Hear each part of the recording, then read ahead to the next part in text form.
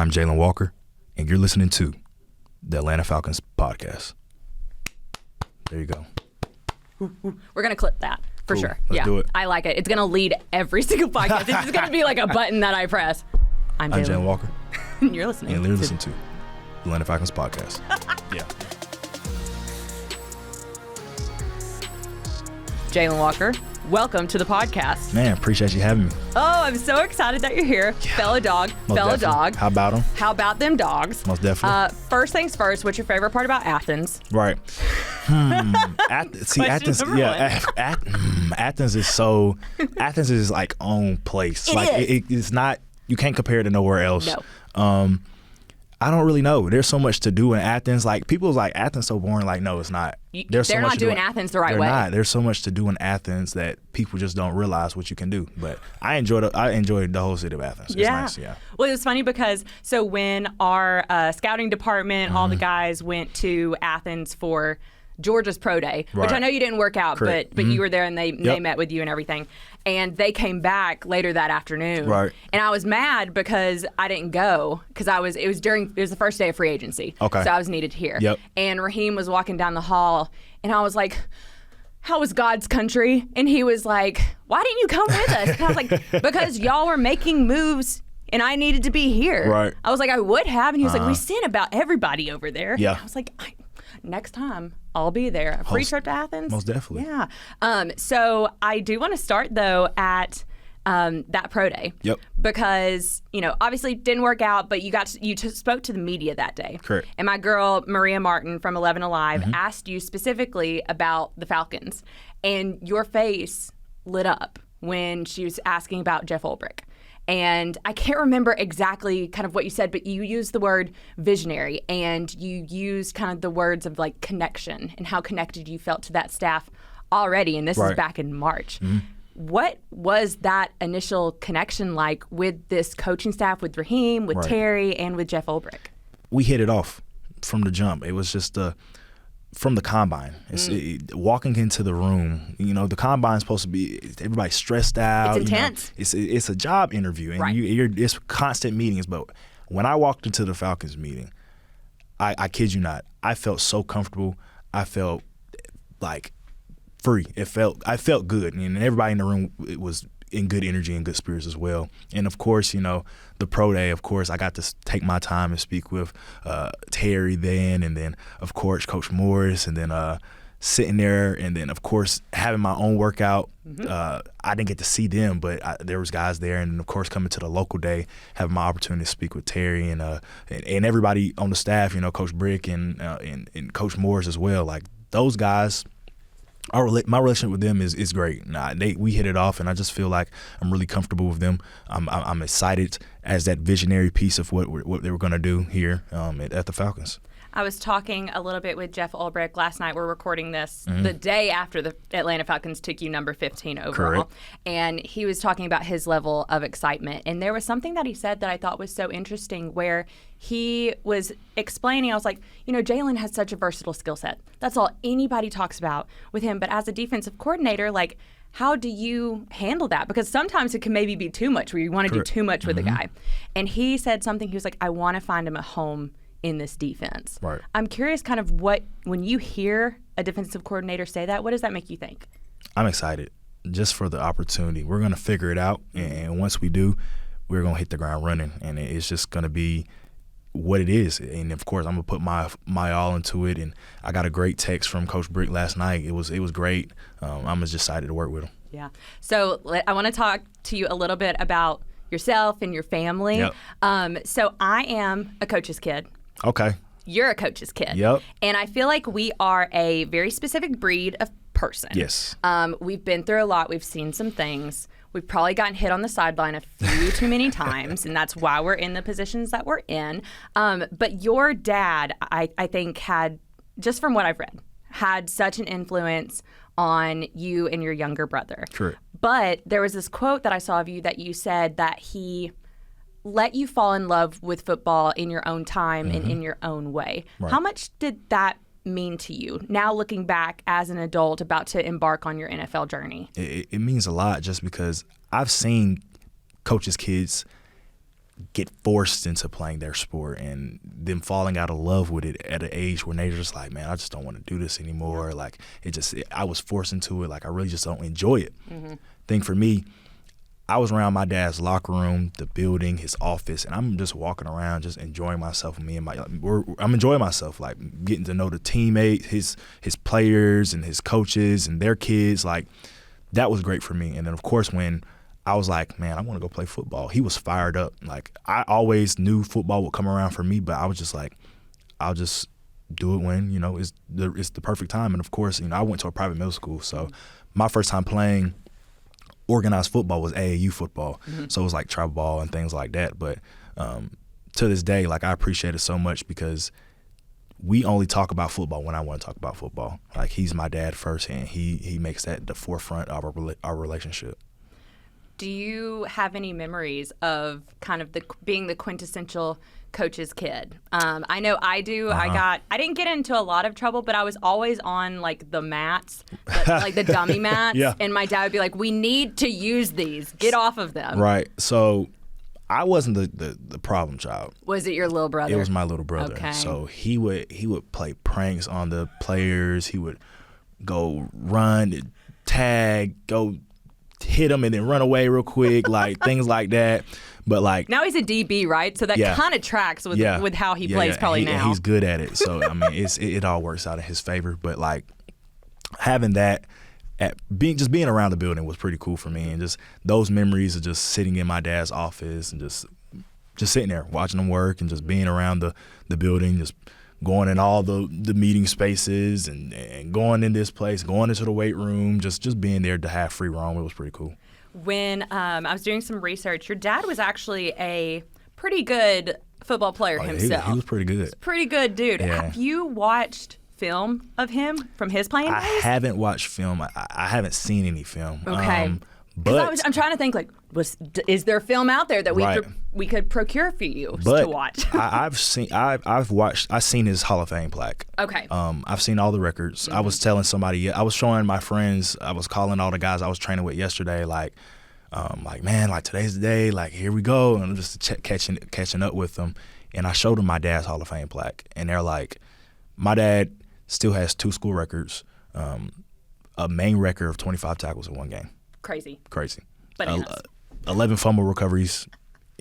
How do you do that? Yeah. It's like, let me know. Yeah, so like seeing him do that and seeing his success, it makes sense. People's like, oh, I got you. Makes sense. It makes sense. And then, everything, the genes, all of it. And all his old teammates like, oh yeah, your dad, stud. Stud, most definitely. Do you think, like, when you're talking to him, is he ever like, this part of his game maybe translates to your game? See, we were pretty different. He was just an inside backer. He was a real backer, and he was fast. I mean, we're both fast, and we're both pretty strong dudes. So I mean, that translates. Nice.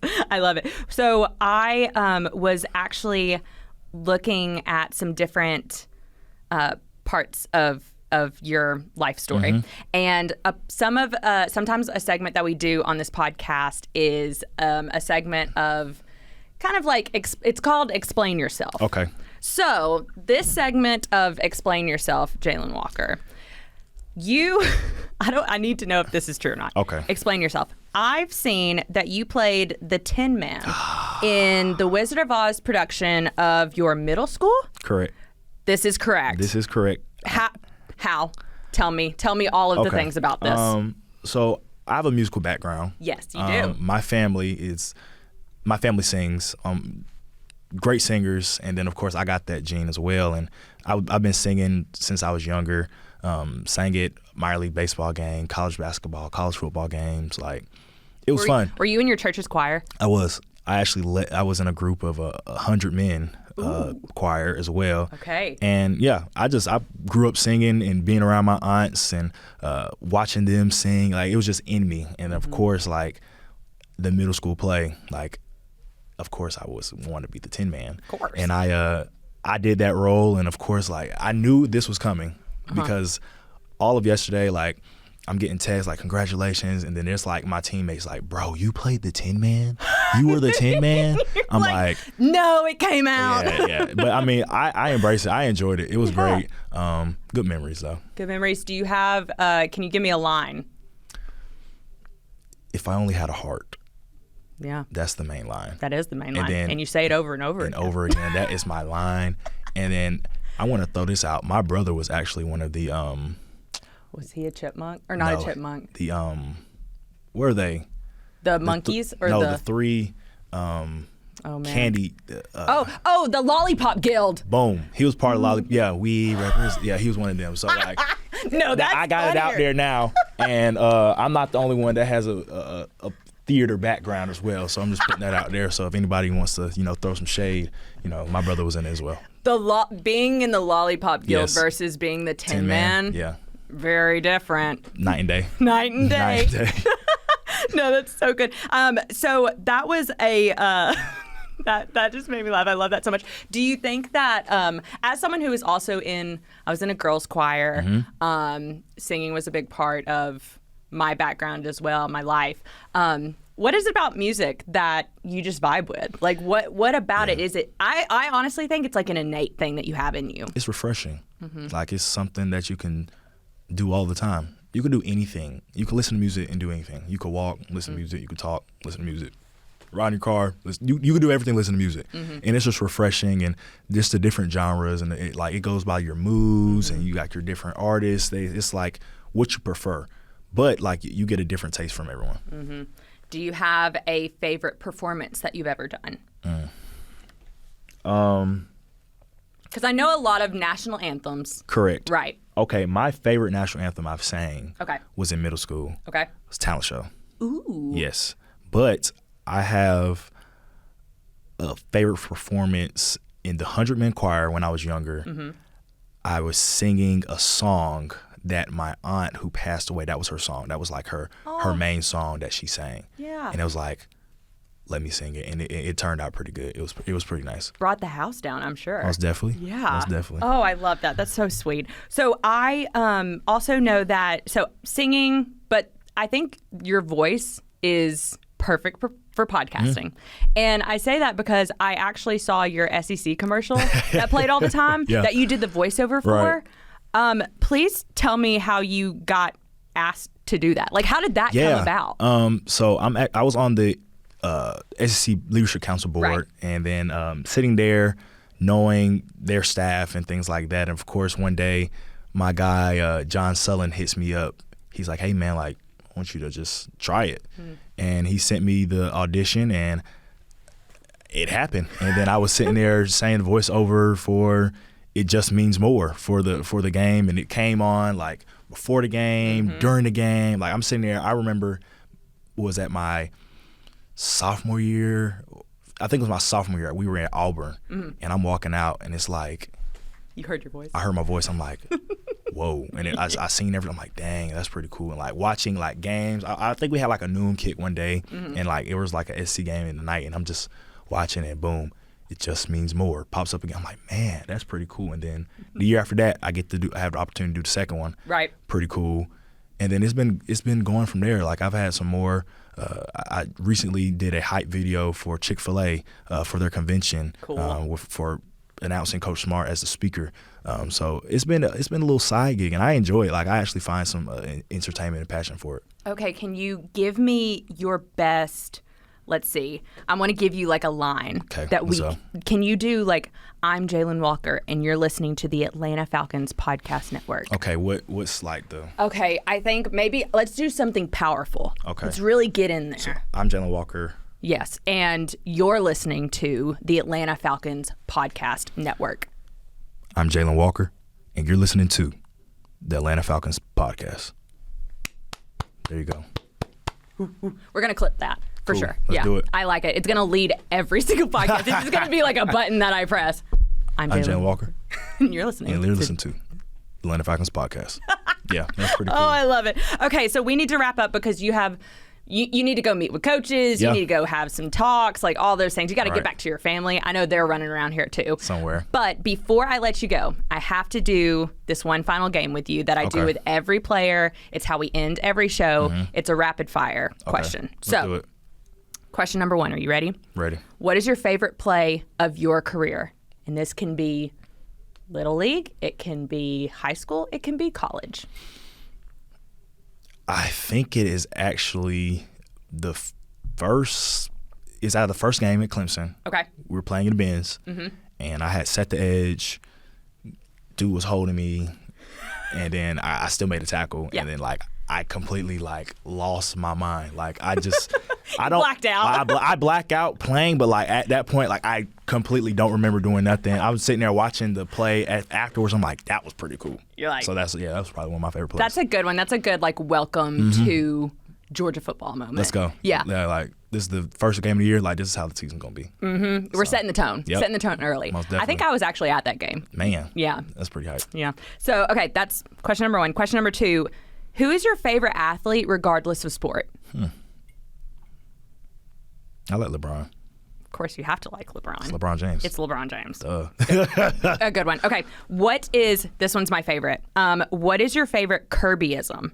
So something that Kirby Smart says on repeat that is ingrained in your brain. If I said the things that he said, I don't know. I don't know if I could say these things, but he has some great lines. He does. And he is, if you listen to Coach Smart speak, it's like a statement. It's never like he's saying anything. It's like a statement, like da da da da da da, and it's like headlining. Anything he says is gonna work. Right. But I don't really have a main line that I can say. Yeah. Right. But I got some comments in my head that he says. It's like it'll never leave, and they're so hilarious. Like it's just something about that man right there. He's a great coach. He's a great person. Of course. He is. My favorite one, and I'm not going to say the middle part of it, but I want to eat. Everybody knows the what. Line. I want you to eat. I want you to eat. I want you to eat. Yeah, most definitely. That one's my personal favorite. Yeah. And honestly, I think I need to make it my ringtone. So that like I wake up to it, and you're just like, let's go. Let's go. I'm ready. Let's attack the day. Good one. Let's attack Good one. Okay. Last one. Second to last one. What is your favorite movie and/or TV that you're currently watching that you would recommend to the people? Right. I'm not a big TV watcher. Don't have time. Not really. Busy man. Yeah, not really. But my favorite movie, all-time movie. Kind of, you're gonna like what? It's The Color Purple. Great movie though. Great movie.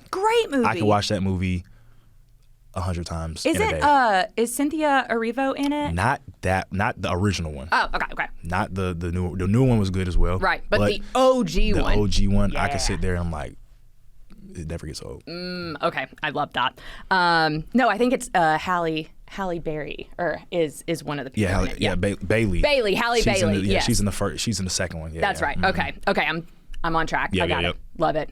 People, go watch. Go watch the old one and the new one. Right. All right. Last question, and then I'll get you out of here. If you could have a superpower, what superpower would you have, and why? I mean, I want something that I don't think I have. No, I think I'm pretty strong. I think I can run pretty fast. Self-confidence. Yeah, telepathy. Ooh. That'd be cool. Okay. With Telepathy, would you... Yes. The quarterback, the plays. Yes, I'm going to be there. How did you know? I don't know. But guess what? I know now. It's a secret. Yep. Most definitely. I would use it to my advantage, of course. Could you be able to like turn it off and turn it on?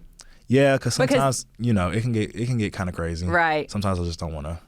But I wouldn't want to know what people think. Most definitely. Like I would be too scared. But if I'm curious, I'm like, I wonder what that person's thinking. Yeah. And turn it on and let's go. Yeah. It would work out well for you in your career. Uh-huh. It'd be good. Okay, well, this has been so much fun. Thank you so much for sitting down and chatting with me, telling stories. Right. I have thoroughly enjoyed this, and I am so excited to officially welcome you to Atlanta. Man, thank you. I appreciate it.